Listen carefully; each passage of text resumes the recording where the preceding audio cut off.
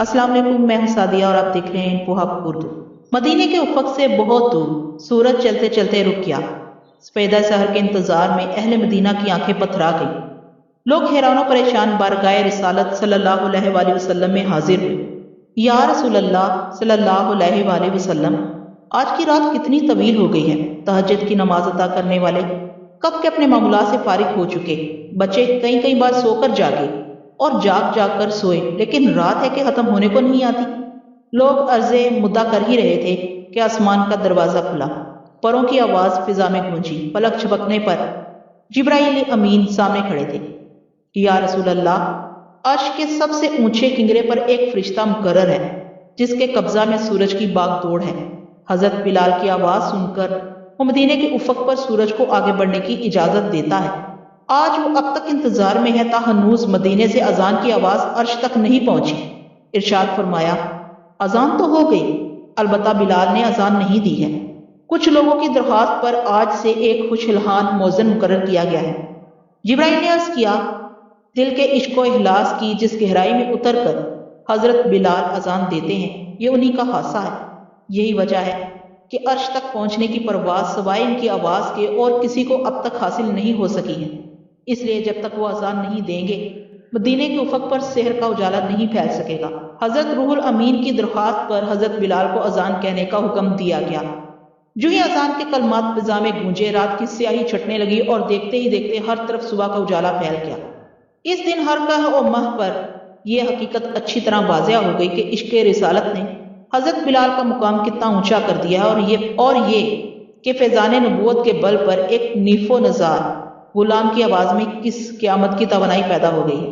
حضرت بلال کے جگر میں عشق سوز و گداز کا وہ دردناک منظر تاریخ کبھی فراموش نہ کر سکے گی کہ جب جان عالم نے ظاہری دنیا سے پردہ فرما لیا تو حضرت بلال کے شوق کی دنیا اجڑ گئی۔ ہمیشہ کے لیے زندگی کی امنگوں کا خاتمہ ہو گیا۔ دیوانہ وار مدینے کی گلیوں میں راستہ چلنے والوں سے اپنے محبوب کا پتہ پوچھتے پھرتے۔ عہد رسالت کے بیتے ہوئے دن یاد آ جاتے تو آنکھوں سے خون حسرت ٹپکنے لگتا۔ کبھی کبھی ان کی رقت انگیز آہ و دفاع سے اہل مدینہ کے دل دہل جاتے۔ بلاخر ہجر و فراق کا صدمہ تاب ضبط سے باہر ہو گیا۔ ایک دن سوگوار اٹھے اور ملک شام کی طرف چلے گئے اور حلب میں سکونت اختیار کر لی۔ ایک دن ذرا سی آنکھ لگ گئی تھی کہ قسمت بیدار نے انہیں آواز دی۔ پلٹ کر دیکھا تو طلعت زیبائے رسول سے سارا گھر منور تھا۔ چہرہ انور سے تجلیات کی کرن پھوٹ رہی تھی۔ ارشاد فرمایا، بلال تم ہمیں چھوڑ کر چلے گئے، کیا تمہارے دل میں کبھی ہماری ملاقات کا شوق پیدا نہیں ہوتا؟ خواب سے اٹھے تو ان پر ایک عجیب رقت انگیز کیفیت طاری تھی، آنکھیں اشکبار تھیں اور زبان پر لبیک یا سیدی کا نعرہ تھا۔ اسی وقت افتاں و حیزاں مدینے کی طرف چل پڑے۔ جذبہ شوق کے اضطراب میں شب و روز چلتے رہے۔ مدینہ جب قریب آ گیا تو دل کا حال قابو سے باہر ہو گیا۔ پہاڑوں، صحراؤں اور وادیوں سے پچھلے دور کی بہت سی یادیں وابستہ تھیں، ایک ایک کر کے حافظے میں تازہ ہونے لگی۔ چند قدم آگے بڑھے تو سامنے مدینہ چمک رہا تھا۔ اچانک سیلاب کا بند ٹوٹ گیا، شدت غم سے کلیجہ پھٹنے لگا۔ بے ساختہ منہ سے ایک چیخ نکلی اور بے ہوش ہو کر زمین پر گر پڑے۔ کچھ دیر بعد سکون ہوا تو اٹھے، دیوانہ باز زاروں کی طرح روتے ہوئے مدینے میں داخل ہوئے۔ انہیں دیکھتے ہی اہل مدینہ میں ایک شور ماتم بلند ہوا، چاروں طرف سے جانثاروں کی بھیڑ لگ گئی۔ پھر وہ عالم احاطۂ تحریر سے باہر ہے جب حضرت بلال رضی اللہ تعالیٰ عنہ اپنے محبوب کے روزے پر حاضر ہوئے۔ روتے روتے ہچکیاں بن گئی، غم سے سینہ دیکھنے لگا۔ تربت انور کے سامنے پہنچتے ہی ضبط کا پیمانہ چھلک اٹھا، چیخ مار کر زمین پر گرے اور بے ہوش ہو گئے۔ اسی عالم میں لوگ انہیں اٹھا کر لے گئے۔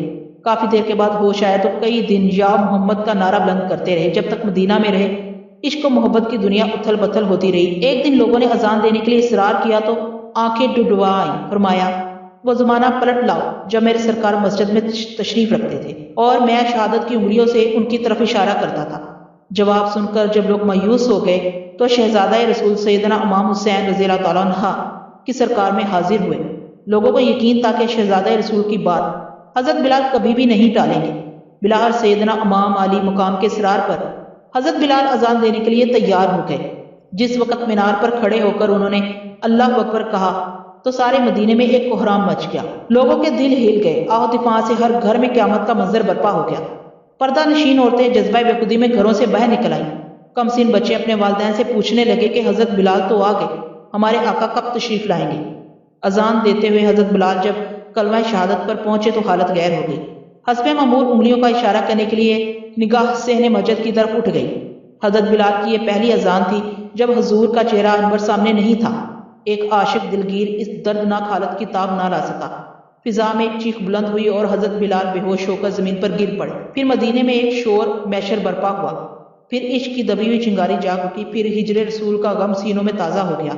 اس واقعے کے بعد بہت دنوں تک اہل مدینہ کی پلکیں بھیگی رہی۔ حضرت بلال جب تک مدینے میں رہے دل کا زخم رستا رہا، غم فراق نہیں ضبط ہو سکا تو کچھ دنوں کے بعد ملک شام کی طرف روانہ ہو گئے۔ کتنی رقت انگیز کہانی ایک حبشی نژاد غلام کی جس کے تن کی سیاہی غلاف کعبہ میں جذب ہو گئی اور جس کے دل کا نور عرش کی قندیل نے مستار لے لیا، جو اپنے نسب کے اعتبار سے غلام تھا لیکن حسب ملت اسلام کا آقا کہلایا۔ اے خوش نصیب کے عشق رسالت کے فیضان نے ایک غبار مشت کو کائنات کے دل کی دھڑکن بنا دیا۔